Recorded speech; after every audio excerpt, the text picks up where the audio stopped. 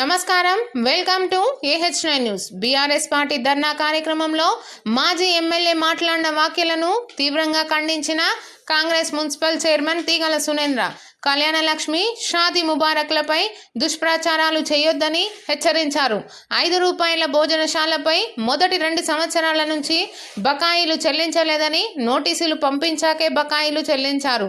Municipal chairman తీగల సునేంద్ర మాట్లాడుతూ ప్రస్తుత ఎమ్మెల్యే కూచుకుల రాజేష్ రెడ్డి సర్పంచ్ స్థాయి కానోడు ఎమ్మెల్యేగా వచ్చారు అన్నారు కదా, మరి మీరు 2012లో పోటీ చేసినప్పుడు ఓడిపోయారు. 2014లో మళ్ళీ పోటీ చేసి గెలవడం జరిగింది. అప్పుడు మీరు ఎమ్మెల్యేగా పోటీ చేశారు అంటూ Congress party Nagar Kurnool municipal chairman తీగల సునేంద్ర ఎమ్మెల్యే క్యాంపు కార్యాలయంలో విలేకరుల సమావేశంలో తెలిపారు.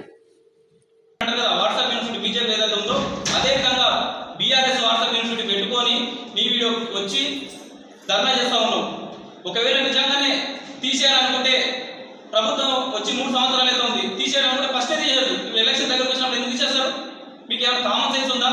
ఇంకొకటి 3 సంవత్సరాల నుంచి ప్రభుత్వం ఈడ మా 5 రూపాయల భోజనం తీసేయాలని 3 సంవత్సరాల నుంచి ఎప్పుడు అనలేదు. ఇప్పుడు ఎందుకు అంటూ ఉన్నావు అంటే ప్రజలకు ఇంకొక సంవత్సరాల ఎలక్షన్ దగ్గర వస్తూ ఉంది. ప్రజలకు ఏ విధంగా వీళ్ళు ఇంత ఇబ్బంది పెడుతున్నారు అనేది ఒక మెసేజ్ పోవాలి. నన్ను ఆదుకోవాలి, నన్ను వీళ్ళని మరింత ఇంత భయపెడుతున్నారు వీళ్ళు అని అనుకోవాలి అని ఒక తప్పుడు మెసేజ్ పోవాలని నువ్వు ఏదో సర్పంచ్ స్థాయి కానోడు ఎమ్మెల్యేగా డైరెక్ట్ వచ్చిండని చెప్పారు. అసలు గవర్నమెంట్ మాజీ శాసనసభ్యులు ఆయన ఎట్లకెళ్ళి వచ్చిండు? ఆయన డైరెక్ట్ సర్పంచ్ ఎంపీసీ జెడ్పీసీ చేసిన డైరెక్ట్ ఎమ్మెల్యే అయిందా? ఆయన కూడా డైరెక్ట్ సర్పంచ్గా ఒకసారి ఎమ్మెల్యేగా గతంలో ఒకసారి 2012లో పోటీ చేసి డిపాజిట్ లేకుండా ఓడిపోయాడు. ఓడిపోయినాక 2014లో డైరెక్ట్ వచ్చిండు ఎలక్షన్లో వాడడం. సరే, ఆ రోజు ఉన్న పరిస్థితుల్లో ఆయన ఎమ్మెల్యేగా గెలవడం జరిగింది. ఇప్పుడున్న మన ఎమ్మెల్యే గారి కంటే ఎందులో కూడా పాత ఎమ్మెల్యే ఎందులో కూడా గొప్ప అయితే కాదు. ఇప్పుడున్న ఆయన మంచి ఒక ప్రొఫెషనల్, ఒక డాక్టర్, ఒక ప్రొఫెషన్ నుంచి వచ్చి ఇప్పుడున్న ప్రస్తుత సమాజంలో ఎన్నో సేవలు చేస్తూ ఉన్నాడు. అది అందరూ చూస్తూ ఉన్నారు.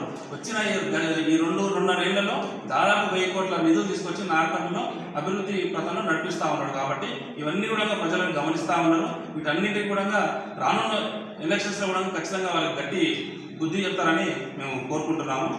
అలాగే మొన్న 2018లో కూడా ఆయన గెలవడానికి మన ఎమ్మెల్సీ గారి సహకారం ఎంతో ఉందని ఆయన మర్చిపోయినట్టున్నాడు. దాన్ని మరొకసారి మీ అందరికీ గుర్తు చేస్తా ఉన్నాను.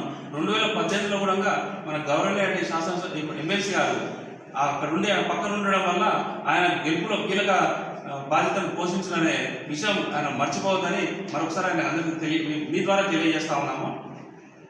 ఇంకొకటి, ఆయన పెళ్లిళ్ళ గురించి కూడా మాట్లాడాడు. ఆ పెళ్లిళ్ళు అనేది సరే ఈ సంవత్సరము చేయలేదు, నాన్నకు ఇబ్బంది అయినా చేయలేదు, తర్వాత పోయిన సంవత్సరం ఓడిపోయిన బాధ చేయలేదు చెప్పాడు, ప్రతి సంవత్సరం చేస్తా అని చెప్పాడు. మరి 2018 నుంచి 2023 వరకు ఎన్నిసార్లు పెళ్లి చేసింది అనేది మీరే ఆలోచన చేసుకోవాలి. మీరే ప్రజలకు తెలియజేయాల్సిన అవసరం ఎంతో ఉందని నేను మీ అందరికీ తెలియజేస్తా ఉన్నాను.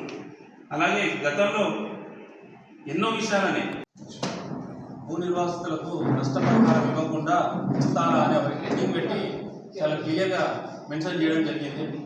ఇది హైకోర్టు ఈ కళ్యాణ లక్ష్మి షాదీ ముబారక్ మీద ప్రస్తుతానికి స్టే విధించడం జరిగింది. దాని మీద మన ప్రజాపాలన ప్రభుత్వం, కాంగ్రెస్ ప్రభుత్వం, మన రేవంత్ రెడ్డి గారి ప్రభుత్వం దాని మీద కౌంటర్ అటాక్ చేస్తూ మళ్ళీ మనం దాఖలు వేయడం జరిగింది.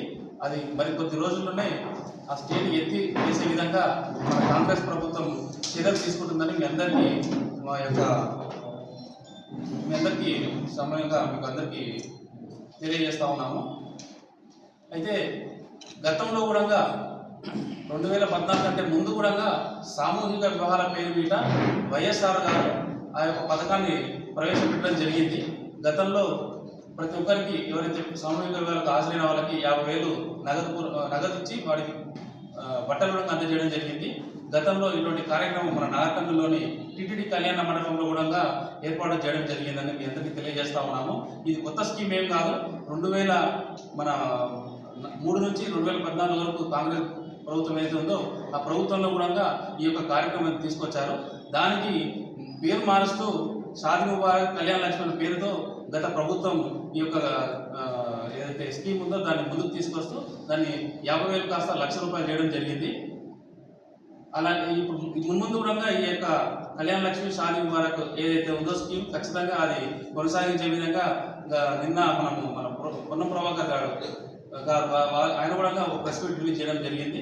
వీటి మీద ఖచ్చితంగా మన యొక్క ప్రభుత్వం చర్యలు తీసుకొని వీటిని కొనసాగించి చర్యలు తీసుకుంటారు. కాబట్టి ఇటువంటి దుష్ప్రచారాలు చేసుకుంటూ ప్రజలను మభ్యపెట్టే విషయం చేయొద్దని, వీటి మీద రాజకీయాలు అసలే చేయకూడదని మన గౌరవనీయులైన మాజీ శాసనసభ్యులకు మా అందరి తరపుకెళ్ళి ఆయనకు తెలియజేస్తా ఉన్నాము.